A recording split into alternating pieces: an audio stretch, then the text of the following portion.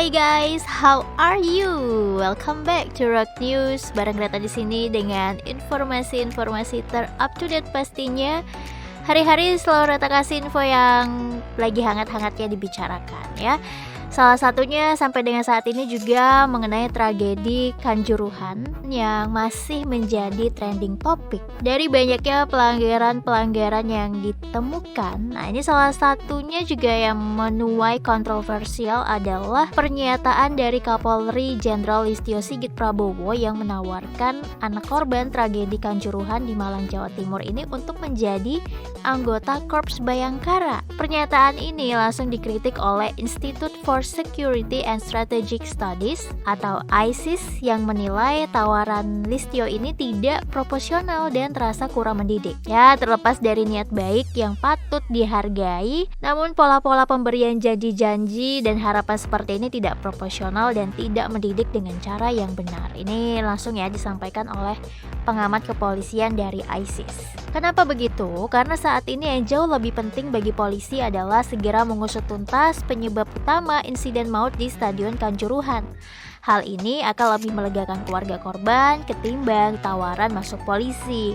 Selain itu juga diingatkan nih bahwa yang tidak kalah penting adalah memastikan rekrutmen polisi berjalan profesional dan bukan didasari oleh rasa belas kasihan semata. Ya seperti inilah, karena anak ini adalah korban dari tragedi Kanjuruhan, maka ujuk-ujuk nih langsung deh ditawarin mau nggak masuk polisi. Ya sebenarnya untuk saat-saat yang duka ini masih kurang pas untuk mengutarakan hal itu sebenarnya begitu ya. Dan memang sebelumnya Kapolri sempat bertakziah ke rumah salah satu korban yang meninggal dunia karena tragedi Stadion Kanjuruhan ini. Pada saat itu disampaikan secara langsung duka cita yang mendalam dan menawarkan anak korban untuk masuk polisi. Kalau kalian gimana nih menurut kalian? Ya kalau menurut Tata sih setuju aja sih ya, Rock Lovers mungkin memang ada niat baiknya bisa masuk ke polisian. Tapi alangkah bagusnya sih juga untuk rekrutmen polisi itu ya harus berjalan secara profesional. Bukan karena rasa belas kasihan, kamu kesian nih karena korban dari ini, korban dari itu. Ya udah deh kamu boleh masuk. Ya kan gak enak guys kayak gitu. Yang nerima juga pasti perasaan juga nggak enak karena dia dimasukkan ke tempat itu ya karena rasa belas kasihan, bukan karena memang dia layak dan dia pantas memang untuk memasuki institusi kepolisian seperti itu. Dan ya pastinya kita turut berduka cita kita ini masih berkabung Rock Lovers. Kejadiannya di hari Sabtu kemarin tanggal 1 Oktober, tapi sampai dengan di hari Selasa 4 Oktober ini rasa duka yang mendalam masih terasa. Bahkan awan mendung, terasanya tuh kayak ikutan nangis gitu ya. Sepertinya semesta tahu banget kita lagi berduka guys. Dan pastinya ini juga menjadi pembelajaran untuk para supporter ya yang harus suportif. Namanya aja supporter ya harus suportif kan. Boleh mengidolakan tetapi juga harus menggunakan akal sehatnya juga ya, tidak yang terlalu fanatik karena segala sesuatu yang terlalu fanatik itu not good ya. Lalu juga menjadi pembelajaran bagi aparat keamanan, mungkin kedepannya mereka bisa menggunakan cara-cara yang lain dalam mengamankan situasi dalam kondisi apapun. Ya mungkin nih sebagai contoh di Kanjuruhan kemarin para penonton, ada beberapa penonton yang turun ke lapangan. Nah ini apa saja mereka harus bagaimana cara mereka menangani penonton yang turun ke dalam lapangan. Dan juga panitia penyelenggara nggak kalah penting ya, karena mereka penyelenggaranya, otomatis mereka juga harus bertanggung jawab keberlangsungan acara dari awal sampai akhir berjalan dengan baik dan lancar. Itu juga menjadi tanggung jawab dari pihak penyelenggara. Lalu juga dari PSSI, dan memang semua yang terlibat dalam hal ini ya semua bertanggung jawab sebenarnya ya. Jangan salah menyalahkan satu dengan yang satu lagi, karena memang kalau dilihat dari sini sama-sama salah semuanya. So yang penting kita ke depan memperbaiki diri supaya hal seperti ini tidak terulang kembali. Komisi Pemberantasan Korupsi menetapkan seorang anggota DPR RI periode 2009 hingga 2014 sebagai tersangka kasus dugaan suap terkait pengadaan armada pesawat Airbus pada PT Garuda Indonesia Tbk 2010-2015. Kasus ini merupakan pengembangan dari perkara yang menjerat ex-direktur utama PT Garuda Indonesia, Emir Syahsatar dan kawan-kawan. Ex-anggota DPR yang dimaksud ini berinisial CTW yang pernah dipanggil untuk diperiksa sebagai saksi di tahun 2019 lalu. Kalian masih ingat nggak? Penyidikan kasus ini merupakan tindak lanjut dari hasil kerjasama dengan otoritas negara lain, diantaranya Inggris dan Prancis. Setelah penyidikannya cukup, KPK akan mengumumkan rangkaian dugaan perbuatan pidana pihak-pihak yang berstatus tersangka dan pasal-pasal yang akan disangkakan tuh apa aja.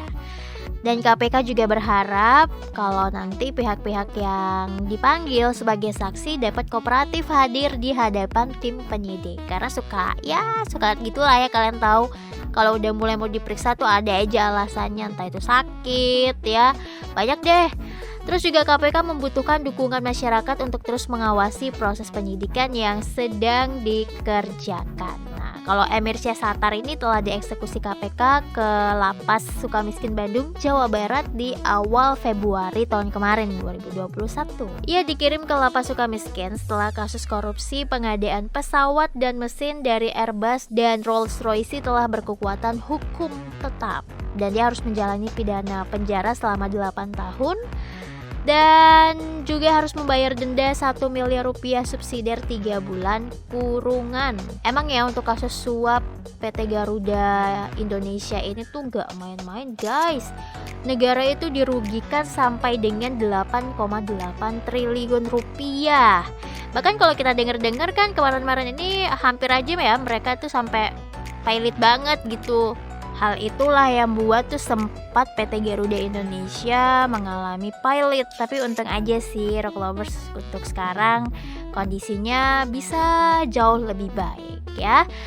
Ya begitulah Rock Lovers kalau kasus korupsi itu. Korupsinya emang udah lama ya, baru mungkin karena proses penyidikannya juga yang panjang dan perlunya juga banyak bukti, saksi dan sebagainya, ya akhirnya juga baru di tahun ini bisa ditetapkan tersangkanya siapa aja gitu. Karena untuk istilahnya mengusut kasus korupsi itu kan nggak main-main ya, apalagi kalau korupsinya besar pasti dia nggak sendirian nih, banyak gitu, satu dengan kawan-kawannya yang lain. Jadi ya pastinya perlu kehati-hatian juga sih dari pihak KPK. So good job buat KPK ya, semoga juga KPK nih terus ya sebagai lembaga anti rasuah tidak hanya meringkus para koruptor, tetapi dari KPK-nya sendiri juga di dalamnya sendiri itu juga bersih orang-orangnya, dalam artian ya mereka juga pekerjanya tidak ada yang dikorupsi seperti itu guys. Kabarnya nih guys, Presiden Xi Jinping akan menjadi salah satu penumpang pertama kereta cepat Bandung-Jakarta yang merupakan proyek bersama Indonesia-China. Kereta berkecepatan tinggi pertama di Asia Tenggara ini akan mulai beroperasi di bulan November mendatang.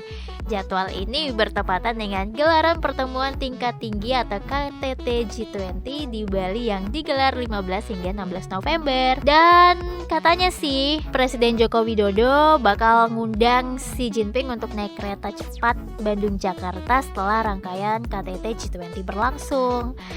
Tapi Kementerian Luar Negeri China sampai saat ini tuh belum mengonfirmasi apakah Xi akan datang ke Bali atau enggak. Rangkaian kereta cepat Jakarta-Bandung kloter pertama tiba di Pelabuhan Tanjung Priuk di hari Jumat tanggal 2 September.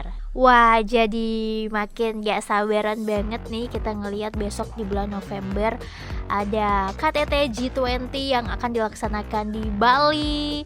Terus nanti bakal dilangsungkan uji coba kereta cepatnya juga di bulan November. So, kita nungguin banget bulan November.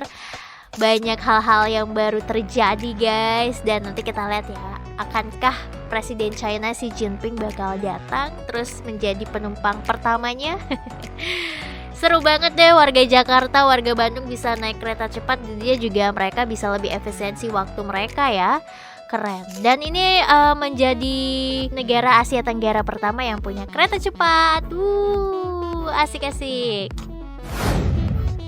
Ada yang lagi ribut nih guys, gara-gara soal polling. Waduh, siapa tuh? Jadi si Elon Musk ini bersetegang dengan sejumlah pejabat Ukraina termasuk Presiden Volodymyr Zelensky. Itu gara-gara kicauannya yang dianggap mendukung Rusia. Berawal dari Musk yang memicu kontroversi dengan membuka polling di akun Twitternya yang menggiring 100,7 juta pengikutnya untuk memilih apakah warga Ukraina seharusnya menggelar referendum yang memutuskan apakah mereka ingin tinggal atau bergabung dengan Rusia. Musk memicu kontroversi dengan membuka polling di akun Twitternya yang menggiring 107,7 juta pengikutnya untuk memilih nih, apakah warga Ukraina seharusnya menggelar referendum yang memutuskan mereka ingin tinggal atau bergabung dengan Ukraina. Dan sebanyak 1,5 juta akun yang mengikuti polling itu dengan 56,7% menjawab ya, sementara 43,3% lainnya menjawab tidak. Terus si Musk juga menganggap nih kalau Ukraina ini tidak akan menang dalam memerangi invasi Rusia karena jumlah populasi Rusia 3 kali lebih besar dari Ukraina. Ya, menanggapi hal itu, otomatis nih Zelensky langsung ikut buat polling juga di akun Twitternya. Pollingnya, mana yang lebih kamu suka? Elon mendukung Ukraina atau Elon mendukung Rusia? Pollingnya diikuti oleh 1,41 juta akun dengan 82,5% pilih Musk mendukung Ukraina dan 17,5% Musk mendukung Rusia. Jadi lucu ya guys, saling polling-pollingan kayak gini. Ya, jadi gitulah ya Rock Lovers, bukan Elon Musk namanya kalau tidak menimbulkan kontroversial ya, karena emang dia sukanya begitu. Padahal kan ya kirain dia sibuk banget gitu, ternyata dia sibuk buat polling ternyata. Krisis ekonomi yang terjadi di Inggris terlihat sepertinya semakin menjadi-jadi. Hal ini terlihat semakin banyak warga Inggris yang kehilangan tempat tinggal alias menjadi gelandangan. Biaya tempat tinggal yang makin mahal membuat sejumlah warga Inggris terpaksa tidur di pinggir jalan yang hanya beralaskan kantung tidur. Kenaikan harga nggak hanya terjadi pada tempat tinggal saja, tetapi juga pada harga bahan pangan dan energi. Kondisi inilah yang makin menyusahkan warga yang harus siap menghadapi musim dingin yang sebentar lagi guys. Jadi kalau kalian lihat di pinggir jalan kota-kota di Inggris itu banyak banget gelandangan-gelandangan sekarang ya. Nggak hanya yang nggak punya rumah, tapi banyak yang minta-minta gitu ya. Jadi kayak seperti pengemis gitu di pinggir jalan. Kementerian Peningkatan Perumahan dan Komunitas Inggris mencatat jumlah rumah tangga yang meminta bantuan tempat tinggal naik 11,3% selama periode Maret 2021 hingga di bulan Maret 2022. Ya, selama periode itu jumlah rumah tangga yang memiliki anak dan kehilangan tempat tinggal naik 23,6% menjadi 56.340 keluarga. Wow, jadi kita mesti bersyukur, banyak-banyak syukur banget loh Rock Lovers ya. Kalau sampai dengan saat hari ini kita masih ada pekerjaan, masih bisa makan, masih punya tempat tinggal, itu mesti kita syukuri ya. Bukan hal-hal yang besar yang terlihat di depan mata, bahkan hal-hal kecil yang sering kali kita abaikan itu juga berkat Tuhan yang luar biasa. Misalkan nih, kamu masih bisa bernafas, itu berkat luar biasa. Kamu masih diberi kesehatan, kamu masih bisa makan, kamu masih kuat untuk bekerja. Itu adalah semua berkat-berkat yang sering kali sebenarnya kita abai. Karena yang kita lihat itu biasanya yang besar, yang terlihat di depan mata. Misalkan uang gitu baru kita lihat, wah luar biasa nih gitu. Padahal ya sebenarnya banyak banget hal-hal kecil yang kita syukuri, harusnya seperti itu. So, buat kita semua semangat Rock Lovers ya, kita melewati masa-masa tahun-tahun yang memang tidak mudah di tengah pandemi, di tengah invasi Rusia. Ya, kita selalu terus berdoa ke depannya. Semoga tahun depan Rock Lovers tahun yang penuh dengan harapan, tahun-tahun yang penuh dengan hal-hal yang baik pastinya. Dan kita juga harus menutup tahun 2022 ini dengan sebaik mungkin. Jadi ada kerjaan kamu atau ada harapan wishlist kamu yang belum terwujud Rock Lovers, atau ya sebenarnya kemarin kamu udah jadwalin nih selama setahun apa aja yang mesti kamu capai dan sebagainya. Masih ada waktu Rock Lovers ya. Jadi usahakan yang terbaik, berikan yang terbaik untuk diri kamu sendiri dulu terlebih dahulu, dan baru deh untuk orang lain. Yang dari kemarin udah nungguin aksi dari Pevita Pearce di Sri Asih, kayaknya masih sabar dulu deh nih guys. Karena Nazira selaku publicist di akun Instagramnya mengabarkan bahwa Sri Asih akan mengalami penundaan perilisan yang awalnya di tanggal 6 Oktober tapi diundur di tanggal 17 November 2022. Kenapa nih bisa-bisa diundur? Nah, katanya sang sutradara butuh waktu untuk menyempurnakan film Sri Asih sendiri. Supaya nih kamu-kamu semua penikmat film ini bisa menikmati film dengan bentuk terbaiknya, supaya tidak menghancurkan ekspektasi kalian yang sudah kalian pasang tinggi-tinggi guys. Istilahnya intinya tidak mau mengecewakan kalian. Nggak apa-apa, it's okay guys. Namanya juga untuk menyempurnakan kan, kenapa enggak ya? Biasa kadang kita juga kayak mau rilis besok tapi ternyata aduh kayaknya ini belum sempurna banget deh, kita nggak mau kecewain nih gitu ya. Jadi itu hal yang wajar. So buat kamu kita dukung terus ya. Nanti tanggal 17 November kita nonton Sri Asih. Sudah semuanya Rata infokan untuk kalian semua dari trending nasional, internasional, terus juga ekonomi dan entertainment. Waktunya saya Rata pamit undur diri. Tetap tebarkan cinta, kasih dan damai kepada orang-orang terdekat Rocklovers. Satu kalimat buat kalian semua, God bless you, bye bye. Hai Rocklovers, dengarkan terus Rock News setiap hari Senin sampai Sabtu hanya di Spotify dan Noise. Mau info terupdate di HPmu? Follow Instagramnya di @rocknews_network, Twitter dan TikToknya di @rocknewsnetwork. Sampai jumpa di Rock News edisi berikutnya.